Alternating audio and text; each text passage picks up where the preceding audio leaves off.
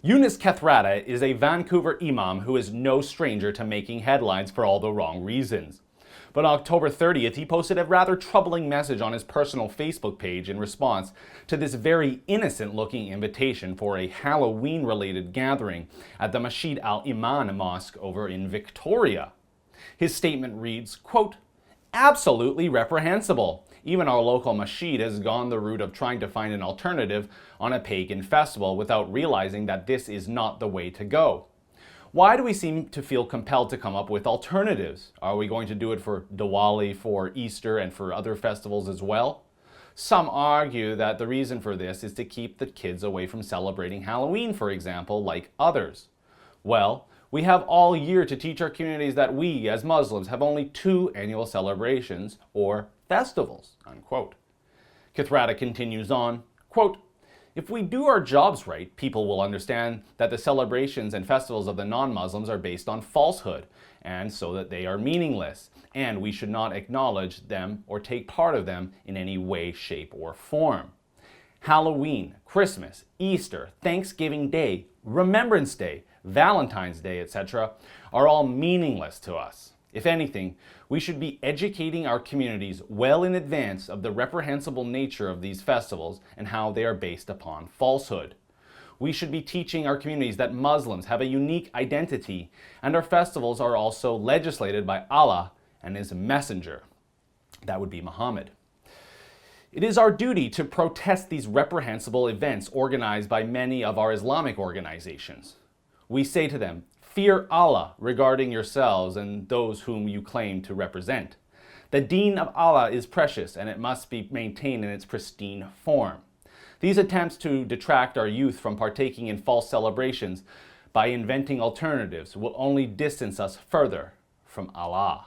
Now let's take a look at some of the comments the Imam received in response to his anti-heathen holiday screed. You can see one comment explaining how one Muslim has taught his children about the satanic rituals Canadians perform on Halloween. Another about getting rid of this inferiority complex in Muslim communities.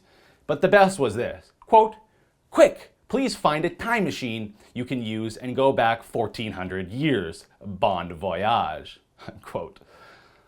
But look, is this what Cathra states as the kind of multiculturalism we want in Canada? Is this an example of the tolerance we want in this country? We certainly hope not.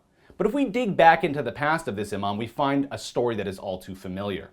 In 2004, Kethrada came under scrutiny for, you guessed it, anti-Semitic remarks he gave at his East Vancouver mosque shortly after Israel killed Hamas founder and spiritual leader Sheikh Ahmed Yassin, who, by the way, was responsible for orchestrating numerous terror attacks on Israeli civilians.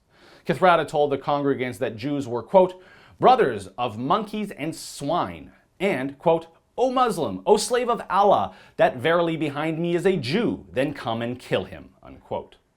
As we reported before, this anti-Semitism is rooted in Islamic scripture. So this led police to investigate in Kethrada for a hate crime and condemnation by other Muslim leaders. Kethrada even made it to the New York Times in 2005 when it was reported that one of the attendees of Kethrada's lectures died fighting with Chechen rebels.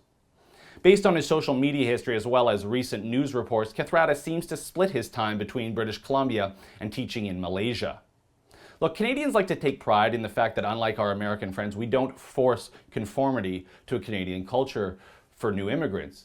But historically, almost all immigrant groups take to Canadian culture quite quickly. Whether it's a love of hockey or the holidays we embrace, we see almost every group prefer to embrace what it means to be Canadian, take pride in wearing poppies or taking your kids trick-or-treating. We don't expect you to be a Christian to celebrate Christmas or Easter either. But why is it that imams like Kethrada insist on driving a wedge between their communities and Canadian culture? Aren't they too Canadians, if not by citizenship, but by residence? Surely this is the very problem that is sweeping across Europe, and it's one we've documented in the United Kingdom where self-segregated Islamic enclaves pose real concerns for the citizens of Britain. So Canadians should not be blinded by our own tolerance, for imams like Kethrada may simply be exercising their religious beliefs, but when it comes to the rejection of Canadian traditions, holidays, and societal norms, it is not what is best for this nation. For the Rebel.media, I'm Christopher Wilson. Thanks a lot for watching. You know, I keep an eye on all mosques and imams that preach this radical nonsense, so make sure you keep it locked on Rebel Canada's YouTube page.